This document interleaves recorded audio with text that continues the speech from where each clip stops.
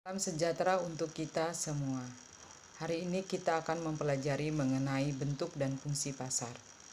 Apa yang dimaksud dengan pasar? Pasar adalah tempat bertemunya penjual dan pembeli untuk melakukan transaksi jual beli. Suatu kejadian disebut pasar apabila memenuhi 3 syarat. Yang pertama, ada calon penjual dan pembeli. 2. Ada barang atau jasa yang akan diperjualbelikan. Dan yang ketiga, ada transaksi antara penjual dan pembeli secara langsung maupun tidak langsung. Fungsi pasar. Fungsi pasar terdiri menjadi 4.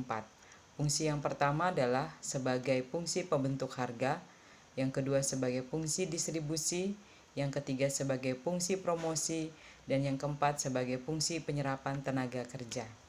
Macam-macam pasar dibedakan menjadi yang pertama adalah berdasarkan wujudnya. Pasar berdasarkan wujudnya dibagi menjadi 2, yaitu pasar konkret atau pasar nyata, di mana di sini antara penjual dan pembeli bertemu secara langsung dan barang yang diperjualbelikan ada di tempat. Kemudian yang kedua adalah pasar abstrak.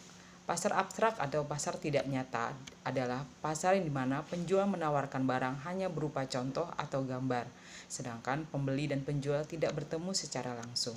Yang kedua adalah pasar berdasarkan luas kegiatannya. Contoh pasar berdasarkan luas kegiatannya adalah yang pertama adalah pasar lokal atau pasar setempat. Yang kedua adalah pasar daerah atau pasar wilayah, pasar nasional contohnya seperti Bursa Efek Jakarta, pasar internasional seperti pasar kopi di Brazil. Yang ketiga adalah pasar berdasarkan waktunya. Pasar berdasarkan waktunya dibagi menjadi yang pertama adalah pasar harian, yang kedua pasar mingguan, yang ketiga pasar bulanan, yang keempat pasar tahunan, dan yang kelima pasar temporer.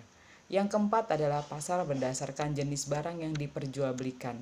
Berdasarkan jenis barang yang diperjualbelikan, pasar ini dibagi menjadi 2, yaitu pasar barang konsumsi, yaitu pasar yang digunakan untuk memperjualbelikan barang konsumsi, seperti pasar buah, pasar ikan, pasar sayur, dan lain-lain.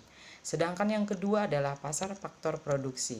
Pasar faktor produksi adalah pasar yang digunakan untuk memperjualbelikan faktor-faktor produksi, contohnya seperti mesin, bahan baku, dan tenaga kerja. Sampai di sini dulu materi kali ini. Terima kasih.